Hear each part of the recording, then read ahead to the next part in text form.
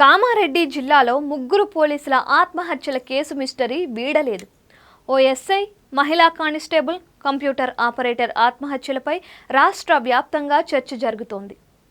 కుప్రియల్ అనే గ్రామంలో ఉన్న అడ్లూర్ ఎల్లారెడ్డి పెద్ద చెరువులో దూకి ఎస్ఐ సాయి కుమార్, మహిళా కానిస్టేబుల్ శృతి, కంప్యూటర్ ఆపరేటర్ నిఖిల్ ఆత్మహత్య చేసుకున్నారు.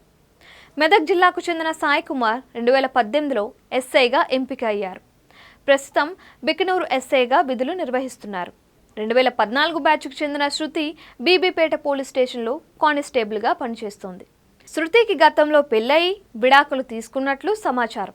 శృతితో సాయి కుమార్కు వివాహేతర సంబంధం ఉంది అనే ప్రచారం అయితే జరిగింది. ఆ తరువాత శృతి నిఖిల్తో ప్రేమలో ఉన్నట్లు, వారిద్దరూ పెళ్లి చేసుకోవాలని భావించినట్లు సమాచారం. ఆ వార్త తెలిసిన సాయి కుమార్ శృతి దగ్గరకు వెళ్లాడని, వీరిద్దరి మధ్య వాగ్వాదం జరిగిందని, దీంతో ఆవేశం చెందిన శృతి చెరువులో దూకినట్లు తెలుస్తోంది. ఆమెను కాపాడబోయి సాయి కుమార్ అలాగే నిఖిల్ చెరువులోకి దూకారని, ముగ్గురు కూడా మొక్కలు, నాచు తీగల్లో చిక్కుకొని ఊపిరాడక చనిపోయారని పోలీసులు అంచనా వేశారు. శృతి ముఖంపై గాయాలు ఉన్నాయని, సాయి కుమార్, నిఖిల్ కలిసి తన కూతురును హత్య చేశారని తల్లి పోలీసులకు ఫిర్యాదు చేసింది.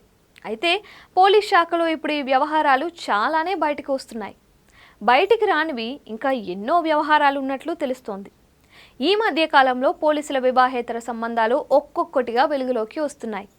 సిఐఎస్ఐ కానిస్టేబుళ్ల మధ్య ఈ వ్యవహారాలు బాగానే జరుగుతున్నాయి.